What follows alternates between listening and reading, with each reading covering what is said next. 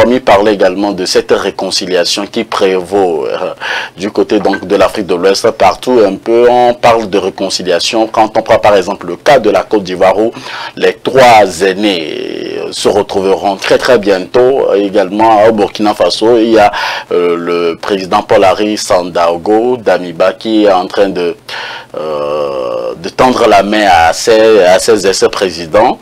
Et aussi, pourquoi pas au Togo, monsieur Kassioko Toglo? Pourquoi pas voir, par exemple, Tikpi Achadam que vous avez soutenu dans le temps, rentrer au Togo et faire la réconciliation pour que la paix revienne en bonne et due forme au Togo, quand on parle de paix effective, et surtout quand on parle de réconciliation au Togo, pourquoi pas, monsieur Kassioko, dans votre pays, le Togo?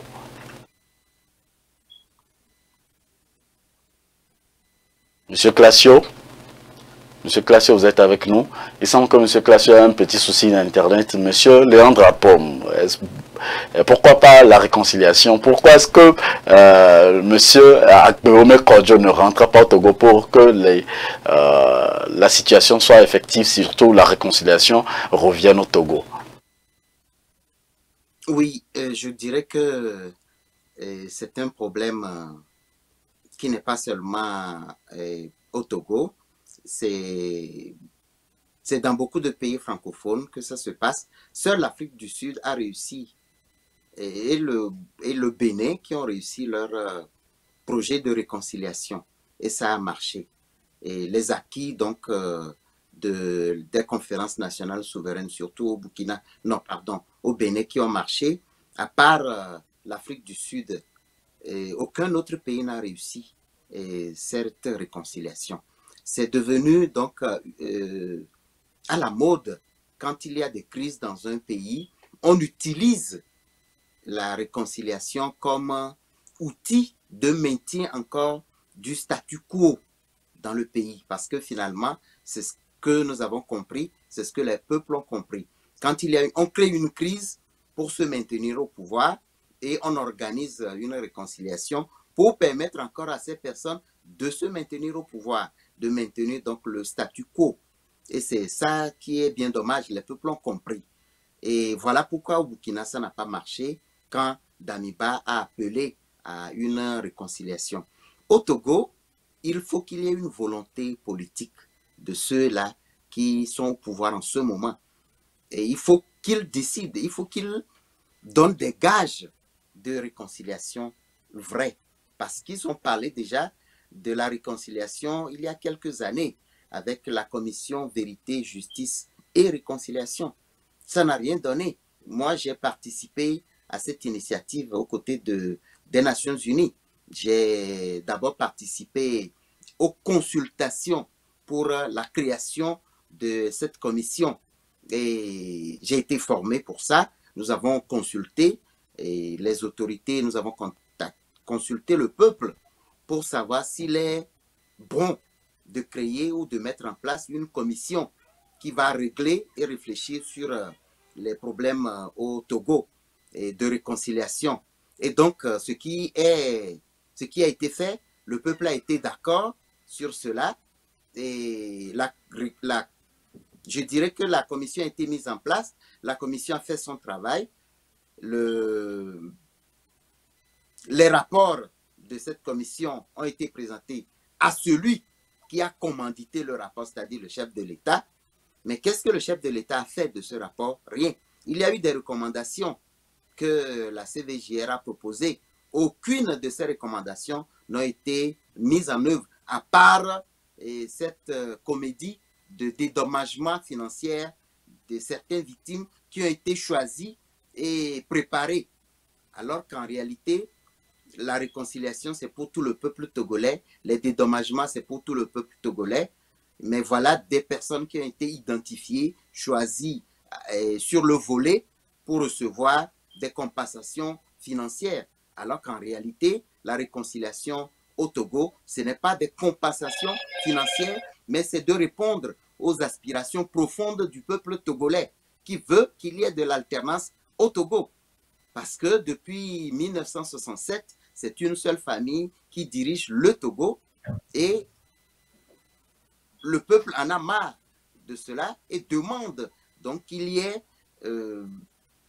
un changement à la tête de l'État. Donc, si Faure veut qu'il y ait une vraie réconciliation au Togo, il va juste organiser d'une manière sérieuse et consciente cette rencontre avec Tikpi Achadam, avec Agbeome Kodjo, avec Albert Olympio et avec d'autres acteurs de la diaspora qui ont été obligés, contraints à l'exil de rentrer. Il y a des recommandations qui ont été faites. Un, et surtout par Monseigneur Kodjo, le triptyque. Si Faure respecte le triptyque proposé par Monseigneur Kodjo, beaucoup de choses vont changer au Togo.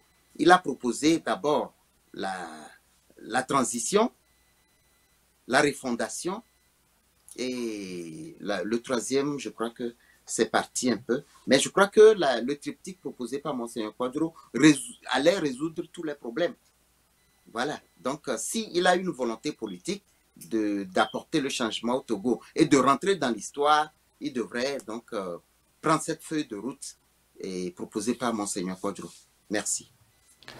Merci, Monsieur Léandre Apo. Monsieur Classioko Toglo, dites-moi, est-ce qu'on peut faire la réconciliation aujourd'hui sans Agbeome Kodjo comme Tikpi Achadam, comme les autres acteurs politiques qui résident du côté de la diaspora en ce moment? Oui, honnêtement, il faut le dire, quand on parle de la réconciliation, c'est-à-dire que on veut rassembler tous les acteurs qui ont quelque chose sur le cœur et contre leur pays. C'est ça. Donc, il est nécessaire d'avoir l'opinion ou bien d'avoir l'accord de toutes ces personnes que vous venez de citer. Non seulement à ces personnes, il y a d'autres personnes qui ne sont pas nécessairement des acteurs politiques, qui ont beaucoup de choses dans leur cœur. Quand vous prenez par exemple l'acteur d'affaires ou bien le businessman, comment il s'appelle, le géant. Vous parlez de M. Agba? Agba Bertin, par exemple. Vous avez c'est des gens qui sont togolais, mais à cause des tortures qu'on a infligées à ces personnes, aujourd'hui, ils vivent comme s'ils ne sont pas togolais. Que faire alors pour que la réconciliation revienne au Togo, ou soit la réconciliation soit effective au Togo, Monsieur Classio? Ce qu'il faut pour la réconciliation soit effective au Togo, on a toujours fait cela. On a fait 28 accords, si je ne me trompe pas, au Togo, pour qu'on puisse arriver à ce stade. Mais le problème est que quoi? À chaque moment qu'on définit bien les choses et qu'on doit passer à l'application, le RPT Unir ne veut jamais passer à la réconciliation du pays. C'est ça. Les gens pensent que... La faute toujours revient sur RPT Unir, mais non seulement pas sur l'opposition, Monsieur Classio. Non, non, non. Mon frère, je vais te dire quelque chose aujourd'hui pour que ça soit clair. Aujourd'hui, qui a les éléments essentiels de l'État pour pouvoir assurer ce qu'on appelle la continuité du pouvoir, la réconciliation et tout?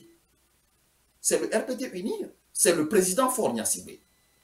Vous voyez? Mais quand le président Faure Gnassingbé n'a pas la volonté de rassembler les Togolais et que le président Faure Gnassingbé pense que quand vous venez, vous devez être d'accord avec moi, vous devez me chanter, vous ne devez pas être contre ce que je suis en train de dire, alors cette réconciliation ne peut pas se réaliser parce que aujourd'hui nous avons ce qu'on appelle la force de la diversité dans les connaissances, la force de la diversité dans tout ce que nous sommes en train de faire.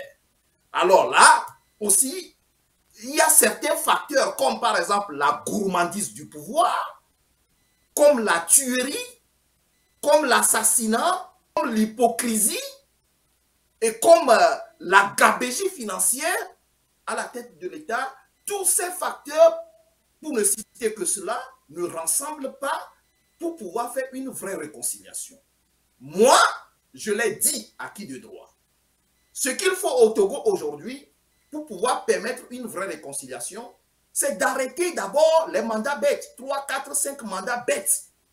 Comprendre que le peuple arrivé à un moment a dit dans son entièreté que non, la famille Gnassingbé seule n'est pas la famille la plus intelligente du Togo pour pouvoir diriger le pays. Il y a des intelligents comme Classio par exemple, ici, parce qu'on m'a appris aux États-Unis de me féliciter moi-même d'abord, je peux diriger le Togo. Donc, Faure Gnassingbé a fait le MBA seulement aux États-Unis. Après la mort de son père, il est à la tête du pays par accident. Aujourd'hui, il s'impose. Il peut dire à un moment que non, moi aussi j'ai fait 2 mandats, 3 mandats. Les Togolais refusent ce qu'on appelle de continuer à diriger le pays comme ça, sans limitation. Et Faure Gnassingbé se déclare comme un révolutionnaire, comme nous l'avions appelé en 2006-2007, un révolutionnaire doux. Et puis ensuite, apaise les cœurs et dit que maintenant, je suis le roi-ministre du Togo, je veux être dans les coulisses et maintenant, nous allons permettre à l'alternance. Tout ce que vous connaissez ailleurs comme au pays, venez, nous allons maintenant construire notre pays. C'est ce que Faure Gnassingbé doit faire. Mais si Faure Gnassingbé croit toujours qu'il est le plus puissant, le plus richissime, le plus intelligent et seul avec sa meute autour de lui pour pouvoir dicter ce qu'il veut. Regardez comment on change des lois au Togo juste parce que quelqu'un a pris un poste de maire et qui est en train d'appliquer les lignes de la loi de ce pays. Regardez ce qu'il est en train de faire. Il change des lois chaque jour. Tout ça là ne peut pas permettre ce qu'on appelle la réconciliation. Alberto Olympio, par exemple, mon copanéliste vient de le dire, il est un homme d'affaires, il a vu que mon pays est en train de se dégrader, il est arrivé au Togo avec toute l'énergie possible, il a voulu contribuer pour le développement. Faure Gnassingbé, si tu ne vas pas avec lui, ça veut dire que tu dois quitter. Cette affaire ne peut pas permettre ce qu'on appelle l'émulation, la compétitivité dans un pays pour pouvoir prôner ce qu'on appelle l'innovation, la création, et puis ensuite l'invention et le développement. Donc tout ce qu'on est en train de faire aujourd'hui, c'est comme on est en train de nous mettre devant un tableau comme peinture, et puis ensuite une maison qui est abîmée, et puis ensuite on est en train de faire des peintures sans vraiment mettre les fondations et replacer les choses. Ce qu'on a fait aujourd'hui, c'est ça. Donc, si on veut effectivement faire la réconciliation, Faure Gnassingbé est aujourd'hui l'homme idéal pour déclencher ce qu'on appelle la réconciliation. Faure Gnassingbé, le nom du président de la République togolaise qui revient également beaucoup. Alors, que faire par exemple si le même parti politique gagne les élections à chaque fois et on a par exemple les opposants à l'extérieur du pays où pensez-vous que le Togo a besoin d'une nouvelle conférence nationale pour réconcilier tous ces acteurs, quel que soit de la société civile ou du côté politique, monsieur Léandre Apom? Merci. Je crois que en Afrique, notre tradition, c'est la conciliation. Et c'est ce qui a toujours marché. La conciliation, quand il y a des conflits entre des familles ou entre les membres d'une famille, on convoque les aînés de la famille très tôt le matin pour discuter et concilier les positions, afin donc de créer cette réconciliation. C'est ce qui se fait toujours, c'est notre tradition, c'est notre culture. Donc, organiser une rencontre, une conférence pour apaiser les cœurs, apaiser les frustrations, c'est une bonne chose. Si elle se fait dans la sincérité, dans une conscience républicaine de faire avancer les choses, je serai l'un des premiers à soutenir cela. Mais si c'est pour faire une conférence cosmétique de plus, alors c'est inutile parce que c'est d'abord c'est une perte énorme d'argent, c'est une perte énorme d'énergie et on accrédite plutôt ceux qui sont au pouvoir, ceux qui ont confisqué le pouvoir. Il y a eu 28 accords, il y a eu 28 dialogues et il y a encore des dialogues qui se font.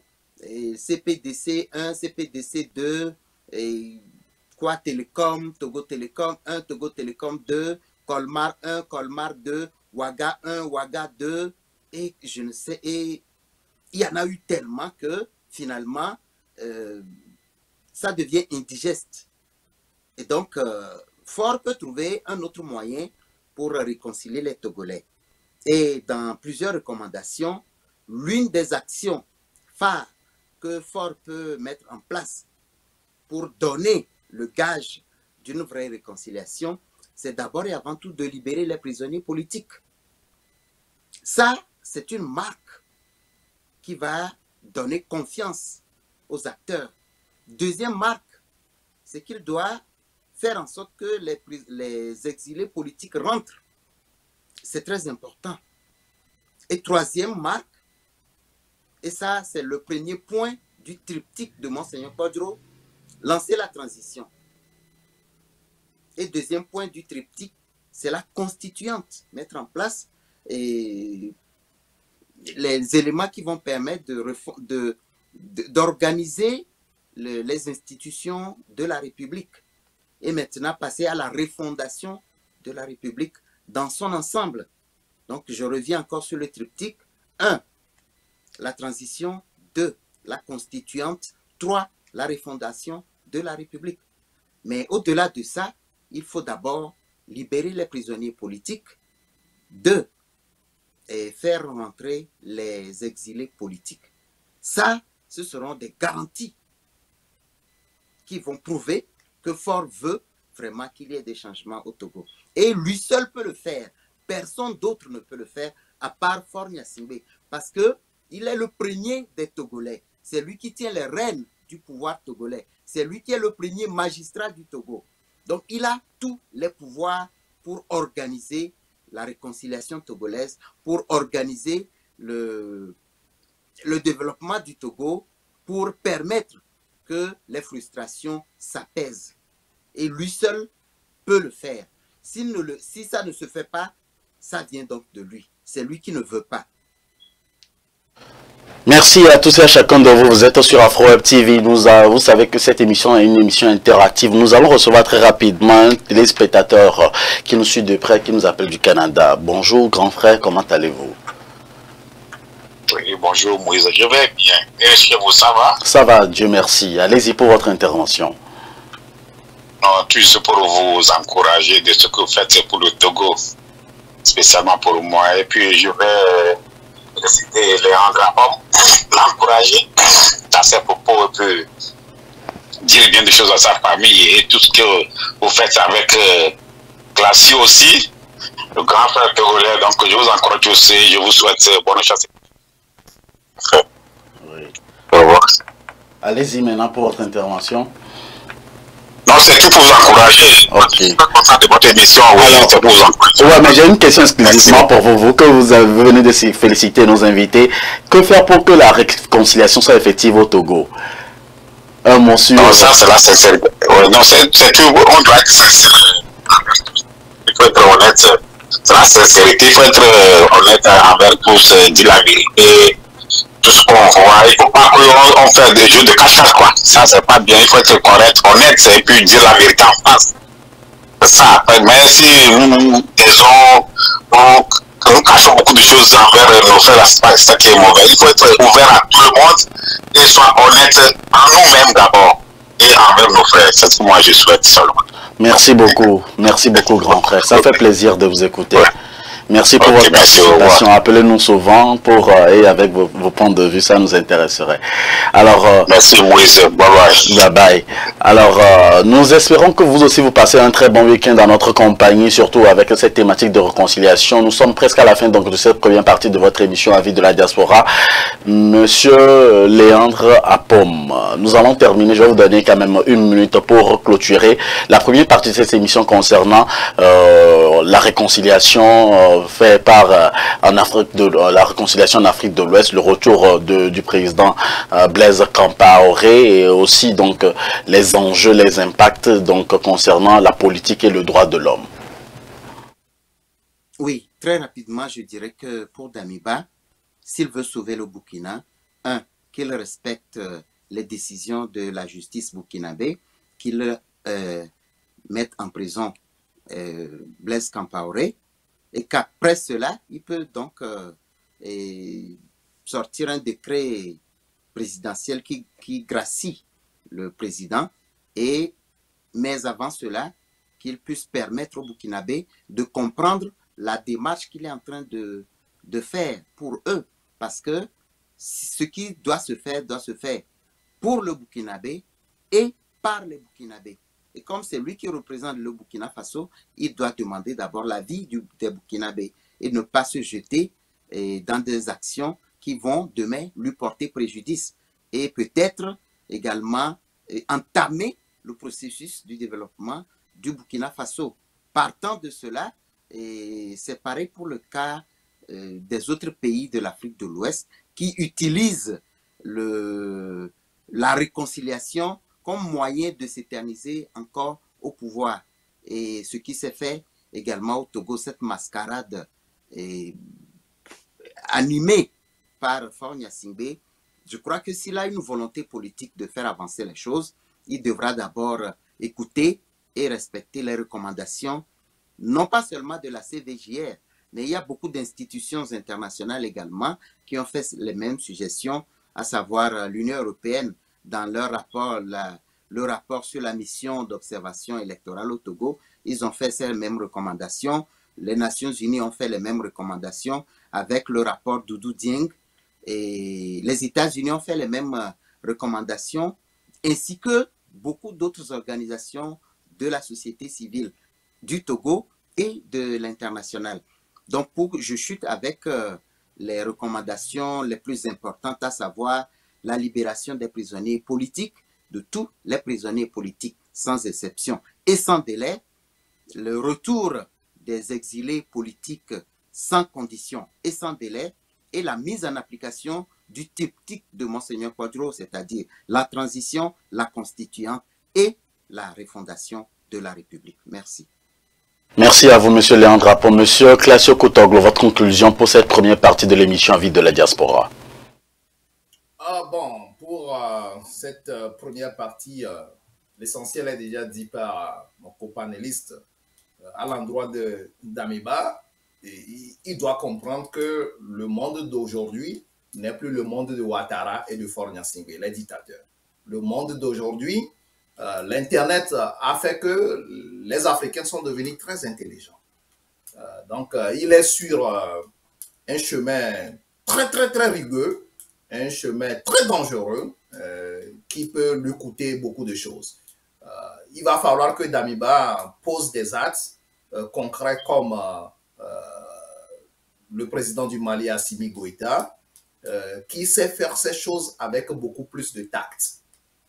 Vous savez, le président Faure Gnassingbé, entre-temps, aidait le Mali, mais le Mali, les Maliens nous disent que nous sommes très vigilants sur tous les points. Et vous voyez qu'ils ne posent pas des actes qui vont dans le sens contraire de l'aspiration du peuple malien. C'est ça. Donc, Damiba doit faire extrêmement attention en suivant les conseils que je ne voudrais pas qualifier, les conseils dramatiques de Alassane Ouattara. Il va falloir qu'il se remette en cause rapidement à travers ce premier échec cuisant et rapidement réorienter le pays. Ça, c'est le Burkina Faso. Maintenant, en ce qui concerne par exemple le Togo, la réconciliation est toujours possible au Togo. Qui ne veut pas la réconciliation? Nous tous, nous voulons la réconciliation. Mais personne ne veut une réconciliation sous ordre. Personne, moi par exemple ici, je n'ai pas besoin de Faure Gnassingbé pour vivre dans toute ma vie. Et quand la chose n'est pas réelle, n'est pas honnête, n'est pas sincère, comme vient de le dire un de nos intervenants, on n'a pas besoin de le faire. Mais quand Faure Gnassingbé devient un révolutionnaire doux, quelqu'un qui est honnête, quelqu'un qui accepte la limitation des mandats dans l'espace de la CEDEAO, qui prouve au monde entier que lui aussi, il avait fait une erreur et que c'est le futur qui est important, ça va encourager les gens.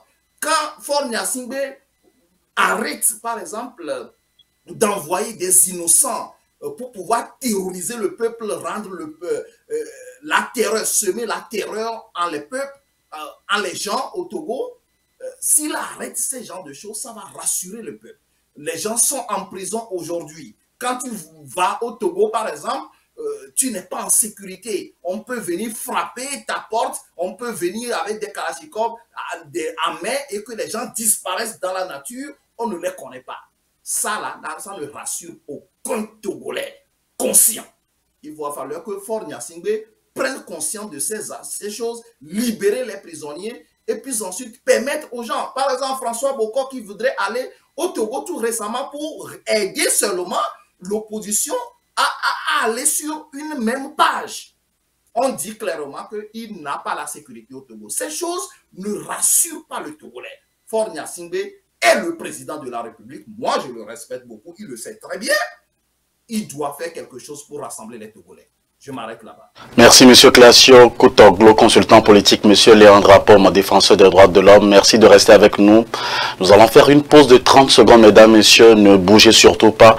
Vous êtes sur Afro Web TV. On revient juste derrière. Chaque semaine, la rédaction d'Afro Web TV vous propose un condensé de l'actualité des